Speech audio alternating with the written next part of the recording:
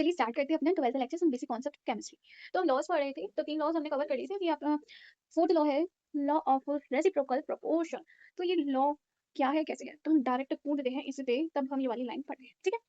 मान लीजिए कार्बन है आपका, जिसको मैंने फिक्स कर दिया इसका मास। इसके ये दोस्ती करता है दो लोगों से, एक तो करता है ऑक्सीजन, दूसरा है आपका सल्फर। ये दोस्ती करके इनके साथ एक फोटो खिंचवा ली इसने। क्या कैसी फोटो आई आपकी? CO2, जिसमें मुझे आप बताइए इस फोटो में, मतलब CO2 में 12 ग्राम 12 ग्राम ऑफ यहाँ पे क्या कार्बन, कितने ग्राम्स ऑफ ऑक्सीजन के साथ फोटो खिंचाई है इसने? कितने ग्राम्स?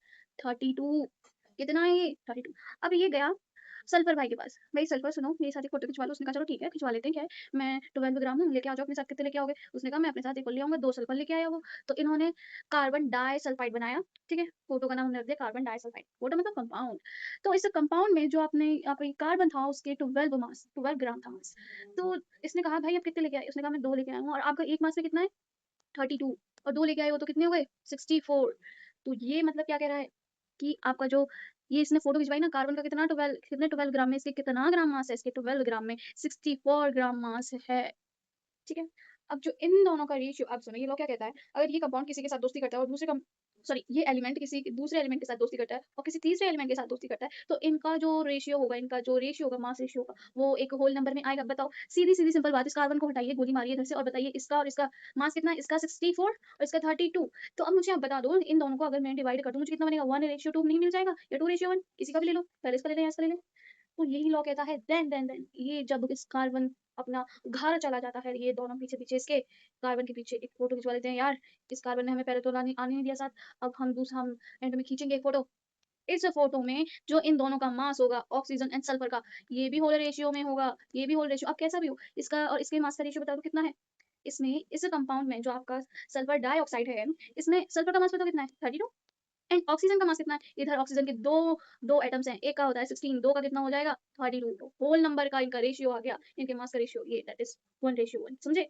ये था। हम्म अब क्वेश्चन पे बढ़ते हुए मजेदार, कि जो आपका कार्बन डाइऑक्साइड है उसके अंदर 27.27% ऑफ कार्बन है, ठीक है। इससे मुझे क्या समझ में आता है, ये पूरी आपकी कार्बन डाइऑक्साइड, उसके अंदर जो कार्बन का परसेंटेज है सिर्फ 27.27 है। पूरा 100% होगा ये कार्बन डाइऑक्साइड, ठीक है जी। अगर पूरा 100% होगा, तो अगर मैं इसको आपको इसका जो कार्बन डाइऑक्साइड में इसका जो कार्बन का परसेंटेज है कितना है? 27.27। क्या मैं इसका 100% का कितना है? 27.27। 100% का अगर मैं 100 ग्राम इसको मान लूँ, तो क्या मैं इसको 27 पॉइंट, अरे खुद सोचो, पूरा 100 ग्राम है ना, पूरे से 100 ग्राम ही मानेंगे हम, और उसमें से ये सिर्फ इतना परसेंट है, तो इसका मास भी तो उतना ही होगा कार्बन डाइऑक्साइड, सॉरी कार्बन का, है ना। तो इसको हम ग्राम में लिख सकते हैं। चलो ठीक है, अब आगे देखेंगे करना क्या है क्या नहीं करना। अब आपके पास आ गया एक कार्बन डाइसल्फाइड, जिसमें 15.79% ऑफ आपका कार्बन है। इसको भी मैं मान सकती हूँ 15.79 था, कितने ग्राम मान सकती हूँ। चलो आगे देखते हैं। एंड आपका sulphur dioxide contain 50% of sulphur. चलिए, जो आपका सल्फर डाइऑक्साइड है 50% तो उसमें सल्फर ही है, ठीक है, कोई बात नहीं। दिख रहा है वो तो हमें दिख रहा है, कैसे दिख रहा है? आपका SO2 होता है, इसका मास कितना है बताओ? 32। और इसका मास कितना है? वो तो एक सिंपल रेशियो आ गया इनका। तो अब खैर छोड़ो, हमें नहीं पता।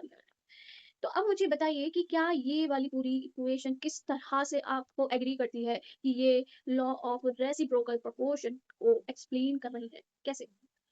तो मैं पहले की तरह ये करती हूँ कि इस कार्बन का मास फिक्स कर दूं 12। बट मेरे को क्या दे रखा है इसमें? आप क्वेश्चन देखो, आपको क्वेश्चन में दे रखा है 27.27% ऑफ कार्बन। इसका कार्बन डाइऑक्साइड में सिर्फ इतना परसेंट है, तो पूरी 100 मानेंगे, इसके 100 में उसके 100 में सिर्फ इतना है। तो मैं इसके 100 को ग्राम में भी तो कर सकती हूँ भाई, मैं ये कह रही हूँ इसका पूरा 100% है, इसके 100% में इतना परसेंट आपका कार्बन है, तो इसका मास के अकॉर्डिंग तो इतना ही होगा। तो मैं इसको ग्राम नहीं बोल सकती, बिल्कुल बोल सकती हूँ, ठीक है जी। जैसे ही हम तो सब ग्राम ग्राम ग्राम कर सकते हैं, ठीक है। तो अब मैंने क्या कहा, मैंने तो सबको, मैंने इधर जो कार्बन का मास है उधर 12 फिक्स कर रखा है, बट इधर आपको मैंने तो बता दिया ग्राम कैसा है, ठीक है। तो ग्राम में आपके इतना ग्राम मास है आपका किसका? कार्बन का। तो पहले मैं पता तो करूं, जो आपका कार्बन डाइऑक्साइड है उसमें ऑक्सीजन के लिए कितना मास चाहिए कार्बन का, फिर कितना मास ऑक्सीजन का आएगा। तो भाई एक बात बताओ आप, अच्छा एक और चीज कि एक बात बताइए, इतना परसेंट आपका ऑक्सीजन कार्बन डाइऑक्साइड है, देखो CO2, फिर ब्राइट कर लेते हैं, CO2, ठीक है, जिसमें से कार्बन का परसेंटेज हमें पता चल गया है, दैट इज दिस। तो मैं क्या इसमें से अब ऑक्सीजन का नहीं निकाल सकती? ये सिर्फ कितना होगा? 100 में से माइनस कर दीजिए, आप कितना आ जाएगा? 27.27 को आप 100 में से माइनस कीजिए, कितना आ जाएगा? 7। कितना इतना आ रहा है, कितना आ रहा है? हाँ कितना ही आएगा। सही करा है मैंने, कहाँ है, कहाँ कहाँ दे रखा, हाँ सही कहा। तो इतना आपका मास आ जाएगा ऑक्सीजन का, कितने ग्राम्स, ठीक है जी। ठीक है। अब मैं ये कहना चाह रही थी आपसे, आपको इधर आपके ऑक्सीजन में जो गिवन है आपका इतना सॉरी कार्बन डाइऑक्साइड में जो आपका कार्बन का मास गिवन इतने ग्राम्स गिवन है, तो ऑक्सीजन का कितना होगा कितना होगा। बट मैंने 12 ग्राम इधर फिक्स करा है, तो 12 ग्राम के अकॉर्डिंग कितना होगा। देखो हम पता है क्यों कर रहे हैं, फिक्स क्यों कर रहे हैं, हमें इधर इन दोनों की रेशियो चाहिए, जो कंपाउंड ऑफ ये जो इकलौता ये दोस्ती यारी कर रहा है ना, इधर ऑक्सीजन से जाके फिर सल्फर से जाके, अब उतना ग्राम हमने कह दिया कि 27 कार्बन डाइऑक्साइड के लिए हमने कह दिया 27.27 ग्राम जाके इससे दोस्ती कर रहा है, और वहीं कह दिया हमने कि 15.97 जाके ये सल्फर से दोस्ती कर रहा है। हमें एक स्टैंडर्ड डेटा नहीं मिला, इनके रेशियो फिर कैसे लेके आएंगे, इसमें इनके रेशियो का हमें इन दोनों के रेशियो कैसे पता चलेंगे, वो हमारा लॉ रेसिप्रोकल प्रोपोर्शन होता है, इन दोनों का रेशियो मास का रेशियो जो भी आएगा। तो इसलिए हम अब सेम इधर हम इस तरह से 12 ग्राम कार्बन का रखे फिक्स रख के इधर ऑक्सीजन का मास निकालेंगे कितना आता है, सेम इसके लिए करेंगे हम सल्फर के लिए कि आपका कितना 12 आपका जो 50, देखो मैंने क्या कहा था, इधर से आप इसको माइनस करके निकालो 100 में से, सल्फर के लिए आ जाएगा, सल्फर का कितना मास है निकाल सकते हो, कैलकुलेट करो।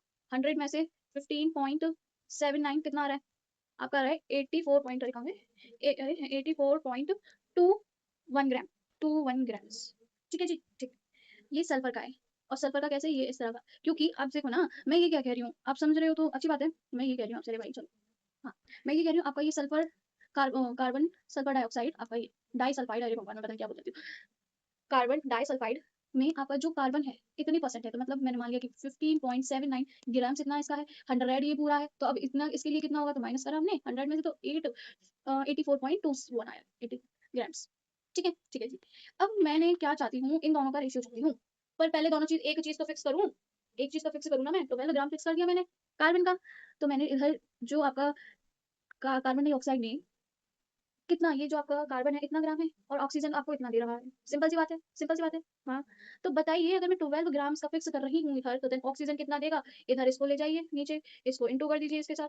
ये तो आपका यूनिटरी मेथड है, इसमें समझाने जैसा कुछ नहीं है अब तो। हाँ, कितने क्वेश्चन कर चुके हैं हम, ये तो यूनिटरी मेथड है, अगर कुछ समझ नहीं आता किसी को तो मैं बता दूं उसके लिए, अगर कुछ मान लीजिए अगर जिसको कुछ नहीं आता, यूनिटरी मेथड में बता रही हूँ, अगर आपका ए कुछ हमें बी दे रहा है, ठीक है, और उसका इसका ए इसका ये ए है ना, किसी का ए, मतलब मैं ही क्या, तो मैं कंफ्यूज कर रही हूँ इधर हूँ, मैं ये कहना चाह रही हूँ, अरे भाई ऐसे समझो आप इसे, मैंने कहा एक चॉकलेट जो है आपकी 5 रुपए की आती है, आप कहाँ पे आती है हमें नहीं पता, 5 रुपए की आती है, मैंने पूछ लिया कि अब 2 चॉकलेट कितने की आएंगी, तो आपको क्या करना है, इसका इंटू, इंटू में इसका इंटू, और डिवाइड में ये, ठीक है, अरे भाई वन वन तो कितनी आ गई 10 रुपए की, ठीक है, कितना, मतलब समझ रहे हो किस तरीके से मैंने ये चीज बता रही हूँ आपको, ये क्यों हुआ इधर। ठीक है, इसके लिए अब आप कैलकुलेट कर सकते हैं कि ऑक्सीजन का कितना बनेगा, 12 ग्राम मैंने अगर इसको फिक्स्ड करा है कार्बन का मास, ठीक है, 32 ग्राम बनाए, अभी हम बताएंगे अगर आपको फिर भी कंफ्यूजन हो रही है हम ये क्यों कर रहे हैं, तो बताते हैं, अभी पहले पूरा कैलकुलेट कर लो। तो अब हम अब हम उसमें निकालते हैं आपका कार्बन डाइसल्फाइड। ठीक है जी, कार्बन डाइसल्फाइड में आपको कार्बन का कितना मास दे रखा है, कितने ग्राम, परसेंटेज में मैंने मास को कन्वर्ट कर दिया, बस सॉरी परसेंटेज में दे रखा है ना, मैंने सिर्फ उसके लिए ग्राम लगा दिया, ये टोटल परसेंट जो भी होता है आपका 100 होगा, तो उसके अकॉर्डिंग मास भी होगा भाई। अब तो ये बहुत बता दिया, तो आप क्या करेंगे इसमें, ये आपका जो कार्बन है, कार्बन इसमें आपका कार्बन डाइसल्फाइड में इतनी ग्राम है, माइनस करके हमको इतना सल्फर देते हैं, इतना ग्राम सल्फर है, माइनस करके मतलब कि जो क्वेश्चन के अकॉर्डिंग है मैं ये बता रही हूँ, मैंने 12 ग्राम फिक्स कर दिया है अब कार्बन, तो मुझे बताइए कितना मुझे सल्फर देगा, अब ये वो ही ये चीज बता रही हूँ। मान लीजिए 1 रुपए, ये से मान लो एक चॉकलेट है ये, जो कि आ रही है 5 रुपए की, इसमें सल्फर आ रहा है, ठीक है, वही मैंने कह दिया 2 रुपए की चॉकलेट कर रही हूँ मैं, दो चॉकलेट चाहिए मुझे, कितने दे देंगे, ये इंटू में ये डिवाइड में ये, तो मुझे सल्फर का इधर से मास पता चल जाएगा। ठीक है, तो अब जब मैंने इसमें दोनों का मास, जब ऑक्सीजन का मास फिक्स करा, तो इन दोनों मैंने सल्फर का मास निकाला और ऑक्सीजन का मास निकाला, तो इनकी रेशियो, अब मुझे ये इनके रेशियो ये वो भी, तो अभी हम क्या कह रहे थे भाई, अभी सल्फर ने इसके साथ, सॉरी जो आपका कार्बन है इसके साथ दोस्ती कर रहा है, ये जो कार्बन है इसके साथ दोस्ती कर रहा है अभी, और उसके साथ इसने दोस्ती करी, तो कितना कितना मास आया, वो तो हमने इस पूरे कंपाउंड के अकॉर्डिंग जो था हमने तो वो बता दिया था, इतना इतना बना रहा है, बट हमने तो अब इसमें गिवन कुछ परसेंटेज के अकॉर्डिंग कर दिया ना, तो हम पहले फिक्स्ड करके तो निकाले मास कितना आ रहा है, देन इनकी रेशियो, बाई चांस में इनका मास इतना इतना आ गया है कि 2:1 फिर से आ गया है। चलो इधर तो इसने लॉ फॉलो करा, क्या इधर अब ये जो घर चला गया, इसने इन दोनों ने फिर चुपके से अपनी साथ में फोटो खींची, तो क्या फोटो बना, S2O सल्फर डाइऑक्साइड, और इसमें क्या है, सल्फर आपका कितने परसेंट है, 50%, सल्फर आपका 50% है, मतलब ऑक्सीजन कितना है बाकी का बचा हुआ वो भी 50%, तो इसका मास मैं अगर 50 मानूं, 50 ग्राम्स, और मैंने कहा 50 ग्राम्स मानना ही क्यों है, 50 ग्राम दिख रहा है ना, इसका आधा कितना, इसका मास 50 ग्राम है, तो इसका कितना होगा, इसका भी 50 ग्राम, तो इन दोनों का अगर रेशियो लेती हो कितना, 1:1 नहीं आ जाएगा क्या, दिख नहीं रहा, देखो देखो, बस ये तो इधर ये इसलिए कह दिया है आपको, क्या ये तो क्या कह दिया है, ये तो बस इसलिए अगर कंफ्यूजन हो तो आपका मास सिंपल सिंपल आपका इसका होता है 32 और इसका होता है 16, तो सिंपल रेशियो है ये, इससे इसका कोई कंपैरिजन मत करो, इसका 1 रेशियो बनाया है, बस ठीक है, ये हो गया हमारा क्वेश्चन, बस हो गया। कंफ्यूज तो नहीं हुई ना इसमें? क्या करा है हमने भाई, ये चीज जो लिखी हुई है ना, ये इधर की लिखी हुई है, इसमें ये मतलब ये सब अपने आपस में सिंपल रेशियो बनाया इन्होंने, देख लो ये इधर का लिखा हुआ है, जो हमने इधर का रेशियो निकाला है, ये चीज ठीक है। इसमें कंफ्यूजन वाली कोई बात नहीं है ना?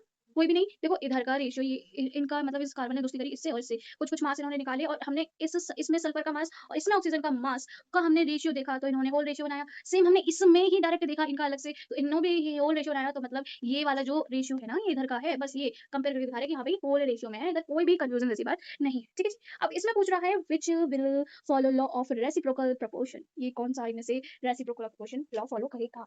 तो मुझे ये बताइए इसमें अब आप कि इसको देखो एक साथ देखते जाओ ना, Na फिर एक Cl आ गया आपका, चलो Na है, Br आ गया, Na है, I कहाँ से भाई? तीन के बीच में मिलता है, I कहाँ से आ गया? तो ये नहीं होगा। इसमें देखते हैं C है, चलिए H है, C है, O है, चलिए H है, फिर O है। तो मतलब दोनों में ही, तीनों में ही आपका मतलब कि इस तरह से बना रहा है ना, मतलब law of reciprocal proportion show कर रहा है। ठीक है? ये इसमें तो सिर्फ 2 ही एलिमेंट हैं, कहाँ से आ जाएगा? तो ये आपका अल्टीमेटली आंसर हो जाता है। ठीक है जी, हो गया। अब बात करते हैं 2 छोटे-छोटे लॉ के बारे में, एक तो क्विलिस-टेक्सला एंड दूसरा है आपका एवोगाड्रो लॉ। अभी बात करते हैं इसकी। क्विलिस-टेक्सला आपसे क्या कहता है? ये बात करता है आपकी गैस के मोल्स के बारे में। क्या मतलब है? ये कहता है अगर आपके गैस रिएक्ट करते हैं एंड प्रोड्यूस करते हैं गैस ही, तो जो इनका रेशियो होगा, सिंपल रेशियो इनके मोल्स का, वो इनके जो मोल्स का रेशियो, इनका जो वॉल्यूम का रेशियो होगा आपस में एक सिमिलर वो बना रहे होंगे। कहाँ है वो लाइन? लाइन चलो ये पढ़ते हैं, रुको। प्रोडक्ट दे ऑलवेज, हाँ जी, ये रही लाइन, सिंपल रेशियो बनाते हैं इनके वॉल्यूम, मतलब कैसा कुछ नहीं, जो हम पहले कितनी बार क्लास में कर चुके हैं, मतलब इनके जो स्टोइचियोमेट्रिक कोएफिशिएंट है उनको हम वॉल्यूम मान सकते हैं, गैस के स्टोइचियोमेट्रिक कोएफिशिएंट को हम क्या मान सकते हैं, वॉल्यूम मान सकते हैं, वॉल्यूम मान सकते हैं, वॉल्यूम मान सकते हैं। और ये देखो आपस में सिंपलर रेशियो बना रहे हैं। आपको चाहिए इसका, मैं कह दूं इसको H2 को देख लो, इसका वॉल्यूम 2 ले लेंगे, ठीक है, क्योंकि इसका स्टोइचियोमेट्रिक कोएफिशिएंट है, इसको मैं मान सकती हूँ ना वॉल्यूम, कितनी बार बताया है इस चीज को, है ना। एंड इसका भी मैं मान सकती हूँ इसका स्टोइचियोमेट्रिक कोएफिशिएंट का वॉल्यूम, क्योंकि ये गैस है, वाटर पेपर है, पेपर इसलिए गैस है, तो इसका भी मैं 2 लीटर मान सकती हूँ। और देखो इन सब का वॉल्यूम एक रेशियो 2 रेशियो 1 रेशियो 2 में है, एक सिंपलर रेशियो में है। ठीक है जी, ये बात खत्म हो गई। भाई बात करते हैं आपका एवोगाड्रो लॉ के बारे में। ये लॉ क्या कहता है, ये दोस्तों, ये लॉ कहता है सिर्फ इतना, अगर आपका वॉल्यूम प्रोपोर्शनल होता है मोल्स के, अगर आपका टेम्परेचर एंड प्रेशर कांस्टेंट हो, बस इतनी सी चीजें हैं इसमें। ये चीज समझ गए तो मतलब ये लॉ आप समझ बस। ठीक है जी, ये एक बार पढ़ लेते हैं, इसमें क्या लिखा हुआ है कि आपका at same temperature and pressure, जो इनका रेशियो होता है वॉल्यूम का of gas is equal ratio number of moles या फिर मॉलिक्यूल्स। देखो मॉलिक्यूल्स का रेशियो तो सेम ही होता है ना, नंबर ऑफ मॉलिक्यूल्स का रेशियो, अगर इनकी एटोमिसिटी, ओह माय गॉड मेरी जबान में, एटोमिसिटी आपकी अगर इक्वल होती है, तो देखो एक प्यारी सी लाइन इधर लिखी हुई है, पढ़ते हैं पहले फिर अभी क्वेश्चन करेंगे, ये मतलब मैंने क्या करा है। अगर आपका मोल के आपको रेशियो गिवन है, ठीक है, तो उनके मॉलिक्यूल के रेशियो, उनके वॉल्यूम के रेशियो, उनके एटम के रेशियो अगर एटॉमिसिटी सेम है, तो ये सब इक्वल होते हैं। अगर ये आपकी गैस है एंड ये आपकी अगर हाँ गैस है एंड आपका प्रेशर एंड टेम्परेचर कांस्टेंट है, तो ठीक है, ये चीज आपकी सेम होगी। क्या सेम होगी? आपके मोल सेम होंगे, आपके मॉलिक्यूल का रेशियो, आपके मॉलिक्यूल मोल्स के रेशियो, मॉलिक्यूल का रेशियो, वॉल्यूम का रेशियो, इवन एटम का रेशियो कब? जब एटॉमिसिटी सेम होगी। ठीक है जी, हाँ। और भाई ये तभी लगा सकते हैं, ये पहले गैस हो याद रखना, और आपका प्रेशर एंड टेम्परेचर सेम होना चाहिए। ठीक है जी, अब इधर हमने क्वेश्चन छोड़ा था कि क्या, कि equal masses of oxygen, hydrogen and methane are taken in identical condition, मतलब सारे के सारे सेम टेम्परेचर प्रेशर सब पे, तो बताइए हमें कि ratio of their volume under the identical condition, मतलब वही सेम टेम्परेचर प्रेशर, वॉल्यूम का रेशियो पूछ रहा है वो, तो मैं क्या इनके मोल्स की इक्वल कर दूं। अब वो एक बात देखो, इसमें हमें मास तो देने का, पर उसने एक चीज कही है कि इक्वल मास है सबके, इक्वल मास है सबके। क्या समझ में आता है इससे? अगर मैंने कहा इसका एक्स मास है, तो इसका एक्स ग्राम मास है, इसका भी एक्स ग्राम मास होगा, इसका भी एक्स ग्राम मास होगा, तो मैं कुछ भी रख सकती हूँ, इवन मैं 1 ग्राम रख दूं, चाहे मैं इसको 1 लाख रख दूं, जो आपका रेशियो आएगा ना, तब भी जो आना है वही आएगा, सेम ही आएगा मतलब। तो इसमें इधर अकॉर्डिंग किसके करा हुआ है कि हम एक आई गेस फोर्थ क्लास होगी, उसमें हमने ये करा था कि अगर सेम मास दे दिए हो आपको, तो उसमें अगर रेशियो पूछे मॉलिक्यूल्स की, है ना, तो आपको जो मास रखना पड़ेगा ना, सबसे ज्यादा जिसका मास होगा उसका रखेंगे। क्यों बोला था? अपनी कैलकुलेशन इजी करने के लिए, जैसे कि इधर आराम से 2 मिनट में हो जाएगा कैलकुलेशन। अगर इधर, तो चलो मैं भी करके दिखाऊंगी, अगर मैं इधर 1 भी रखूँ ना, सेम ही आएगा देखो। हालांकि लेक्चर थोड़ा सा बड़ा हो जाए, कोई बात नहीं, अगर मैं सबको 1 ग्राम ही मान लूं, क्योंकि आप क्या क्या कर रहे हैं, हमें मोल्स चाहिए, सॉरी वॉल्यूम का रेशियो चाहिए, तो वॉल्यूम का रेशियो तो प्रोपोर्शनल होता है आपके मोल्स के इक्वल के, क्यों होता है? ये सारी की सारी गैसेस हैं एक तो, ठीक है, हम रख सकते हैं इसलिए, एंड ये आपकी आइडेंटिकल कंडीशन पे है, मतलब हम इस तरह ये वाला एवोगैड्रो लॉ लगा सकते हैं। ठीक है जी, तो गिवन मास हमने 1 मान लिया, क्योंकि इक्वल कह रहा है वो, इसलिए मैंने माना है। तो 32 रेशियो में इनका रेशियो पूछा हुआ है 1 ग्राम्स, एंड दूसरा क्या दे रखा है आपको? हाइड्रोजन, एंड तीसरा मासेस रखी हूँ मैं नीचे, ये मत सोचा ये क्या कर रहे हैं, एंड मीथेन है ना, तो 1 ग्राम्स ऑफ मीथेन, ये ग्राम वो तो चलो, चलो जी, हाँ ठीक है ना, हाँ 16 16 ये रहा, ये रहा, ये रहा, ये रहा, ये रहा। अब हमें चाहिए इनका रेशियो, आपके पास है 132, 1/32, 1/2 एंड 1/16। बताओ हम उधर आगे नहीं आ गए? इसमें मैं ऐसा क्या मल्टीप्लाई कर दूं कि जो मुझे होल नंबर दे दे अच्छा सा। इसलिए 32 से इंटू करा था हमने। 32 से इंटू कर दो इस पूरे को, 32 से इंटू कर दो, 32 से इंटू कर दो। कितना अच्छी तरीके से क्लियर हो गया कि हाँ, कि ऐसा हमने क्यों लिखा था अपने नोट्स में कि हम लिखेंगे करेंगे तो सबसे ज्यादा जिसका मास होगा उसको लेंगे, क्योंकि हमें सिंपल रेशियो पहले ही बार में मिल जाएगा। ये नहीं कि पहले हमने एक ग्राम का रखा फिर देखते रहे कि कैसा किस नंबर से इंटू करें जो हमें होल नंबर दे। तो डायरेक्ट जो आपका जो सबसे ज्यादा मास हो उसका रखो इसमें, जैसे इधर करा हुआ है एज इट इज आपको आंसर मिल जाएगा। चलो तब भी हम 32 से जो हमने करा है तो देखो 1 आ जाएगा इसका 1, और इधर 2 था तो इधर आएगा 16 एंड इधर कितना 2, 2, 1:16:2, 1:16:2, ये आंसर। इसका मतलब ये किसी से भी कीजिए आप सेम आएगा, बट आप अगर इससे ज्यादा वाला जो सबसे ज्यादा मास है उसका ही रख के कर लेंगे तो बहुत जल्दी आ जाएगा आंसर आपका, कंफ्यूजन नहीं होगी। ठीक है, अब इसमें एक क्वेश्चन है आपका एक और कि इफ टू कंटेनर्स, हमारे पास दो कंटेनर, एक किसका N2 गैस का है, दूसरा आपके पास है O3 का, हैविंग अ वॉल्यूम, इसका N2 का 5 ग्राम है तो सिर्फ 5 लीटर है वॉल्यूम है ना, एंड जो आपका O3 का है वो 20 लीटर है। तो सेम एसटीपी सेम मतलब कि सेम टेम्परेचर एंड प्रेशर पे बताइए कि मोल्स का रेशियो क्या होगा। आपको खुली आंखों से दिख रहा है ये एवोगाड्रो लॉ के बारे में बात कर रहा है, ये भी सेम इधर एवोगाड्रो लॉ के बारे में बात कर रहा है कि आप मोल्स एंड मॉलिक्यूल्स का रेशियो सेम होगा।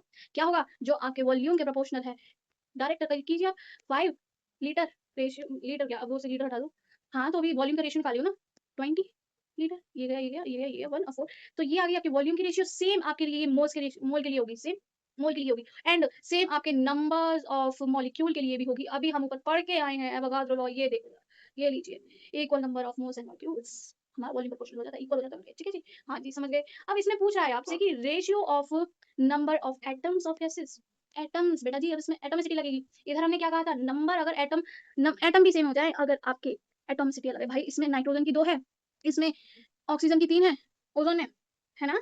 तो अब जो भी आया है इसको 2 से इंटू कर दो और इसको कर दो 3 से, तो आ जाएगा आपका कितना 4 इंटू ठीक है ना 12, तो 1/6 आ जाएगा, 1/6 सही आ रहा है। समझे क्या करें हमने? अगर अभी भी नहीं समझे तो सिंपल वे में इधर जो दे रखा है उसे समझते हैं, हम आपको समझाते हैं कि आपका कैसे अगर हमें चाहिए एटम्स चाहिए तो क्या करते हैं। पहले तो जितने आपके वॉल्यूम का जितने आपके मोल्स हैं, मोल्स तो आपके वॉल्यूम के रेशियो के इक्वल हो गए थे। जितना नाइट्रोजन का मोल है 1 मोल आया था रेशियो में, हाँ जी 1 मोल, देन एवोगाड्रो नंबर, देन जितनी एटॉमिसिटी है हमारा निकल के आ गए नाइट्रोजन के। भाई हमें चाहिए साथ में किसका, किसके रेशियो में चाहिए साथ में आपका ओजोन, तो ओजोन के कितने मोल्स आए थे 4 एंड एवोगाड्रो नंबर और कितनी एटॉमिसिटी है इसकी तो 3, काटा काटा इसको काटा 2 से तो कितना आ गया, इसको इंटू कर दो 2 और ये आ गया। अब इसमें क्या कुछ है इतना बड़ा, बहुत सिंपल था ये और ये तो हम देख चुके हैं, याद रखना ये चीज। हाँ बट गैस के लिए लगता है और इक्वल सेम टेम्परेचर प्रेशर भाई। ये कैनिज़ारो मेथड क्या है? What is Cannizzaro method? आपका कैनिज़ारो का ये मेथड ये कहता है कि 1 मोल के कोई कंपाउंड है, जैसे कि हमने कार्बन डाइऑक्साइड ले लिया, at least gram of each gram atomic mass of each element. मतलब क्या कहता है यार, ये इतना सिंपल सी चीज़ है ना, ये बस इतना कहता है, इसके क्वेश्चन अच्छे हैं बट ये जो कहता है वो बहुत ही चिंदी चीज़ है। क्या चिंदी चीज़ है? भाई अच्छी बात कह लो कि बुरी बात कह लो, एक बात बताओ, इसमें कार्बन डाइऑक्साइड का मास कितना होगा ही होगा जो इसका ग्राम एटॉमिक मास होगा। होगा? वो तो होगा ही। बता दो। एक मॉलिक्यूल में ग्राम एटॉमिक मास ही तो होगा किसी इसका। इसका कितना हो सकता है? At least gram atomic mass कितना होता है ऑक्सीजन का? तो 16, ये 2 हैं तो कितना हो जाएगा पूरा 32। बस ये कह रहा है मासेस, मेरे को समझ नहीं आएगी बट मेरे को समझ मतलब मैं ये कह रही हूँ, ये इतनी सी बात है, इसको अगर आप इस समय कंफ्यूज ना होते रहे तो इतना सब कुछ करा है वो तो दिमाग के ऊपर से निकल गया होगा आई गेस। ये इसमें कुछ है नहीं, सिंपल ये कह रहा है कि एक मोल है कोई किसी भी कंपाउंड का, उसमें जो एलिमेंट का मास होगा उसके कम से कम जो उसका ग्राम एटॉमिक मास होगा वो तो होगा ही। क्या इसमें 6 है, 6 ग्राम हो सकता है? नहीं, क्योंकि उसका एटॉमिक मास ही कितना है 12। यही कह रहा है 1 mole of carbon dioxide has carbon mass इतना होता है 12, 1 मोल। ऑक्सीजन का 32, क्योंकि 2 है। अब इसमें एग्जांपल क्या है, मतलब इसमें बताने जैसा क्या है? इस पूरे कंपाउंड में कार्बन डाइऑक्साइड का मास कितना है 24, इसमें बस ये बता रहा है, ये चीज़ ये बता रहा है। एंड इसमें कितना मास है हाइड्रोजन का? 6 हो जाएगा। देखिए, है कुछ इसमें? पढ़ने ज़्यादा कुछ नहीं है इसमें। हाँ, क्वेश्चंस अच्छे हैं इसके, चलो पढ़ते हैं। कह रहा है कि a protein has 30 sorry 2.2 sorry 3.2 grams of sulphur. एक प्रोटीन है जिसमें जो सल्फर है 2 सॉरी 2 अरे भाई 3.2 सल्फर है। क्या मतलब इसका? अगर मैं कहूँ आपका 100% प्रोटीन है तो इसमें आपका जो 3.2% आपका सल्फर है, ठीक है। क्या मैं इसको ग्राम नहीं मान सकती इस परसेंटेज को? अभी वो मैं ऊपर कितना समझा रही थी इस चीज़ के लिए, कहाँ गया भाई इरेज़र? हाँ, समझा नहीं रही थी मैं। तो मैं कह दूँ अगर 100 ग्राम आपका प्रोटीन है तो उसमें से आपका 3.2 ग्राम्स ऑफ तो सल्फर है, ठीक है। अब आपसे पूछ क्या रहा है कि what can be the molar mass of protein. अच्छा, अब बताइए मोलर मास क्या हो सकता है प्रोटीन का? तो एक बात बताओ, इसमें कह रहा है जो 32 ग्राम्स में सॉरी 32 नहीं 2.3 ग्राम्स में आपका प्रोटीन का मास 100 है, 100 ग्राम्स है, ठीक है। 1 ग्राम में कितना हो सकता है? कितना हो सकता है? 100/32 3.2। अब मुझे एक बात बताइए आप कि सल्फर आधा अधूरा तो होगा नहीं, होगा तो पूरा ही पूरा। एटलीस्ट सल्फर का वो ही ये चीज़ बताता है कि एटलीस्ट कम से कम ग्राम एटॉमिक मास तो होगा इस एलिमेंट में। तो वही इसका कम से कम ग्राम एटॉमिक मास का से तो कंपेयर करो, तो हम इसमें ग्राम एटॉमिक मास के थ्रू करते हैं कि इसमें कितना होगा। अब बताइए इतने ग्राम में 32 ग्राम में प्रोटीन कितना होगा? That is your 32। हाँ, अब इससे करो तो ये आ गया 10, ये आ गया 100,000 ग्राम्स। ठीक है, अब इधर देखने जाओ जरा, कहीं दिख रहा है 1000? नहीं दिख। हमने अभी क्या बोला? एट लीस्ट क्या कह रहा है ये? At least. अब ये तो इधर तो बड़ा सिंपल सा लग रहा है कि क्या है, वो क्वेश्चन में थोड़ा सा लगेगा कि हाँ भाई दिमाग को यूज करना पड़ेगा। एट लीस्ट जो आपका सल्फर है, सल्फर कितना जो इस कंपाउंड में, मतलब प्रोटीन है कंपाउंड, ठीक है, उसमें एटलीस्ट जो ग्राम ईच एलिमेंट, उसमें एलिमेंट किसकी बात करी? सल्फर की। तो ग्राम एटॉमिक मास तो होना ही चाहिए। ये इतना क्यों दे रखा है? ये कोई कहे कि इतना परसेंट, अरे भाई वो जो प्रोटीन है ना, 100% में से जो प्रोटीन है उसका सिर्फ 3.2% सल्फर है, उसको हमने एज अ मास मान लिया है, परसेंटेज में ऐसा हम कर लेते हैं, है ना? कितनी बार करा है, ठीक है। तो इतने 2.3 ग्राम में आपका कितना मास है प्रोटीन का? 100 ग्राम। तो 1 ग्राम के लिए निकाले, यूनिटरी मेथड लगाया, इधर पूरा यूनिटरी मेथड लगाया, इधर मैंने 32 क्यों रखा? क्योंकि सल्फर एटलीस्ट एक ग्राम एटॉमिक मास, मतलब ग्राम एटॉमिक मास का एक सल्फर, इस पूरे एक मोल में, एक कंपाउंड में, एक इस प्रोटीन के कंपाउंड में कम से कम एक तो सल्फर होगा, पूरा आधा अधूरा थोड़ी हो जाएगा। आधा काट दूं क्या सल्फर को? ना जी, कम से कम एक तो होगा, उसके अकॉर्डिंग मास इतना आया है प्रोटीन का। तो अगर आपको इधर सेम नहीं मिलता है तो बस आप इसके मल्टीपल पे आंसर देंगे, 2 3 4 5 6, ठीक है। अगर इधर 3000 होता है या 4000 होता है ऐसा कोई ऑप्शन, तो आप तब भी 2000 वाले को प्रेफर करते। अगर 1000 होता तो वो लगाते 2000 वाला है इधर, इसलिए लगाया। अगर 3000 वाला होता तो तब भी इसे नहीं लगाते, क्योंकि एटलीस्ट हमने उसके लिए निकाला है जो मिनिमम, मिनिमम के लिए, ठीक है। अब इसमें ये कह रहा है, बस सेकंड लास्ट क्वेश्चन हमारा, कि जो आपका एक दी minerals body contains 5.03 grams of beryllium by mass and contain 3 beryllium atom per formula unit. Determine the formula mass of beryl. तो ये क्या कह रहा है? ये आपका कोई मिनरल है, ठीक है, जिसमें आपका जो बेरिलियम है वो आपका कितना है? 5.03% है बस। वही अब मैं फिर से आ जाऊंगी 100 पे घूमते हुए, ठीक है, 100 ग्राम मालूंगी इसका, ये पूरा, ये जो मिनरल बैरल है आपको, इसको मैंने पूरा 100 मान लिया, और ये इस परसेंटेज के हिसाब से कितना हो गया? 5.03 ग्राम्स, ठीक है। ये कह रहा है आपसे अब कि आपका जो 5.03 ग्राम्स आपको 100 देता है, 100 मिन, ये लिख दिया मैंने, मिनरल बैरल, ठीक है, इतना देता है। तो फिलहाल तो यूनिट के हिसाब से तो अरे भाई मैं इसको अपने अकॉर्डिंग लेके आई थी, चलो कोई बात नहीं है। तो अरे तो कम करें, हटा भाई, ठीक है, इतने ग्राम्स आपको ये देता है। इतना जो बेरिलियम है ना, देखो क्वेश्चन पढ़ोगे नहीं, मैंने थोड़ा सा इधर आ गई, कि आपका जो एक मिनरल है, ठीक है, इसे छोड़ो, जो भी बैरल वाले, एक मिनरल है, ठीक है, जिसमें आपका जो बेरिलियम है ना बस 5.03% है क्या है आपका मिनरल में, अरे इस थोड़ा सा इस करती हुई पढ़ा दिया मैंने। तो अब ये कह रहा है कि ठीक है, ये इतना पता चल गया। अब ये जो मिनरल है इसमें बेरिलियम के एटम्स जो है ना 3 हैं, इसकी एक मिनरल में इसकी बेरिलियम क्या है? 3 है। तो बताइए इस मिनरल, इस मिनरल बैरल का मास कितना होगा? सिंपल, वही अभी जो कराया यही है, बस और कुछ नहीं है, बिल्कुल यही है एज़ इट इज़, और कुछ नहीं है ये। करो देखो, बस इसमें 3 का वो कर दिया है। इसका इतना ग्राम इतना देता है हमें, इसका 1 ग्राम कितना देगा? 100 यार, अब तो ये सब कुछ भी नहीं है अब इसमें, हमने इतने-इतने हार्ड क्वेश्चन करे, इसमें भी समझ ना आए तो मैं क्या कहूँ इसमें? अरे भाई हाँ, कितना 1 ग्राम के लिए? तो अब बताइए इसका, आपका जो बेरिलियम है Be, उसका यही वाला कॉन्सेप्ट लग गया कि एटलीस्ट उसका ग्राम एटॉमिक मास तो होना चाहिए, ग्राम एटॉमिक मास तो होना चाहिए बेरिलियम का, ठीक है। हाँ ठीक है, बट इसमें कितने हैं मोल्स? एक में कितने हैं? आपके ये जो मिनरल है ना, आपका ये जो मिनरल है उसमें जो बेरिलियम के एटम है वो 3 है, एक मिनरल में 3 बेरिलियम के एटम है। तो हम क्या करेंगे, इसका मास कितना होता है ना? इसका मास कितना होता है? 9। बट एक एक मिनरल में कितना है? 3 है, 3 बेरिलियम एटम के, बेरिलियम के एटम 3 है, तो इसलिए मैं 3 से इंटू कर रही हूँ। बस बस यही है और कुछ नहीं है। अब करते जाइए, आप इसे करते जाइए, पूरा सॉल्व कीजिए और आंसर आ जाएगा आपका, इधर दे रखा है ये कितना आ जाए, बस और कुछ नहीं है इसमें, समझाने जैसा कुछ नहीं है, क्योंकि वही है कॉन्सेप्ट, वही लग रहा है। इसमें बस कह रहा है भाई इतना समझ में आना चाहिए कि एट लीस्ट आपका जो बेरिलियम है उसका मास 9 होता है, उतना तो होगा, आधा टूटा टाटा तो नहीं होगा। और क्वेश्चन आपसे ये कह रहा है साथ में, जो आपका मिनरल है उसमें आपके एक मिनरल में जो आयन एटम्स है बेरिलियम के 3 है, ठीक है। ठीक है जी, अब एक क्वेश्चन, ये अब ये क्वेश्चन क्या है? Haemoglobin contain 0.4 grams of iron by mass. आपके वही मैं फिर से ले आऊंगी कि 100 ग्राम्स में कितना होता है? 0.34 ग्राम्स, ठीक है, 100 ग्राम उसमें हीमोग्लोबिन में। चलो आगे देखते हैं क्या बताया, सॉल्व करें ना करें, कि जो अब बताइए, देखो द नंबर ऑफ एफी एटम्स, नंबर ऑफ एफी एटम पूछ रहा है कि अगर बताइए उसमें कितने होंगे अगर आपके पास 3.3 हीमोग्लोबिन है तो।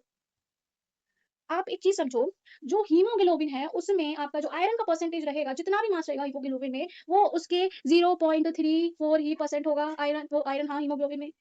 तो जो आपका इधर मास दे रखा है उससे मैं अगर इसका आयरन का गिवन मास निकालूं, देन मेरे को आयरन का पता है कि एटॉमिक मास क्या होता है 56, ठीक है। इससे मुझे इसके मोल्स मिल जाएंगे और मैं इसको फिर इसके मोल्स आ गए, देन मैं इसको इनटू कर सकती हूँ एवोगाड्रो नंबर से, मुझे एटम मिल जाएंगे क्योंकि ये तो एक ही एटम है, एफ ही एक ही है, एटॉमिसिटी कुछ एक ही है इसकी, इसलिए।